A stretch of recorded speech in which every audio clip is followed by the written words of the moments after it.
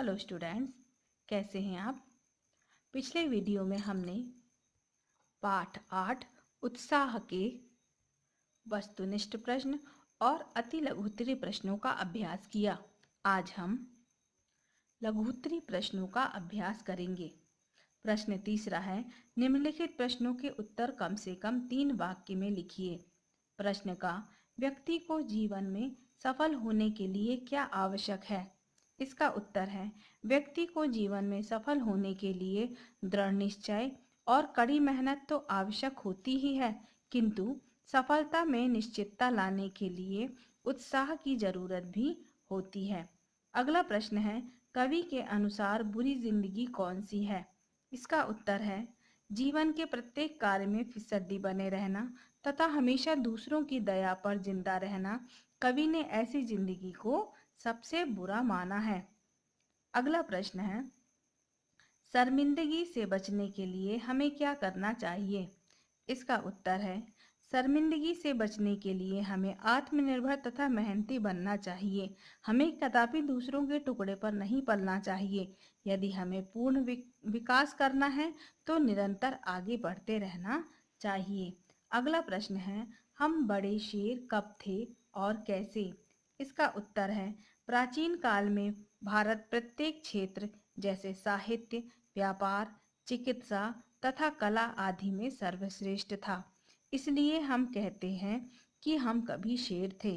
किंतु हमें यह सोचकर हमेशा खुश नहीं रहना चाहिए, बल्कि हमें वर्तमान को सुधारने के लिए आगे बढ़ते रहना चाहिए। अगला प्रश्न है, उत्साह कविता का मूल भाव क्या है, संक्षेप में लिखिए।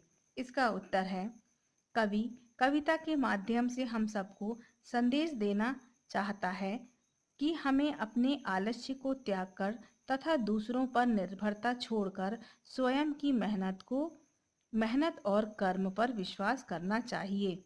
कभी हम सोने की चिड़िया कहलाते थे। यह सोचकर हमें खुश नहीं होते रहना चाहिए, बल्कि हमें वर्तमान की मेहनत और लगन पर भरोसा करना चाहिए। अगला प्रश्न है, भाषा की बात। प्रश्न चौथा, निम्नलिखित शब्दों का शुद्ध उच्चारण कीजिए। मेरे साथ दोहराएं।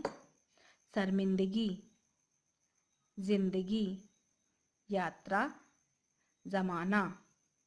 अगला प्रश्न है, निम्नलिखित शब्दों में शुद्ध वर्तनी वाले शब्दों को गोला लगाइए।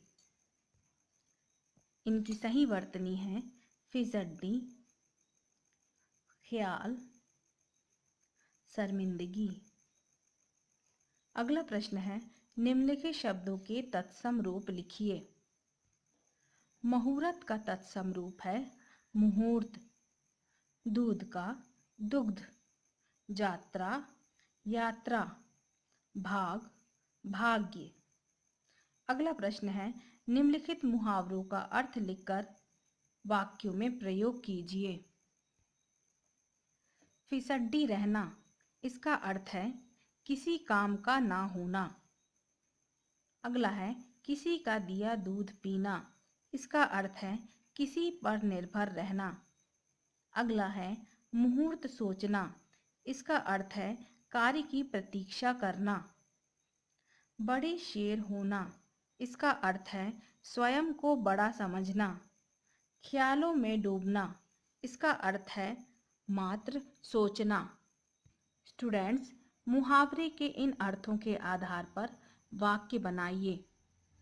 आज का आपका होमवर्क है लघुत्तरी प्रश्न और भाषा की बात। इन प्रश्नों को उत्तर सहित अपनी उत्तर पुस्तिका में लिखें। आज के लिए इतना ही। Okay students.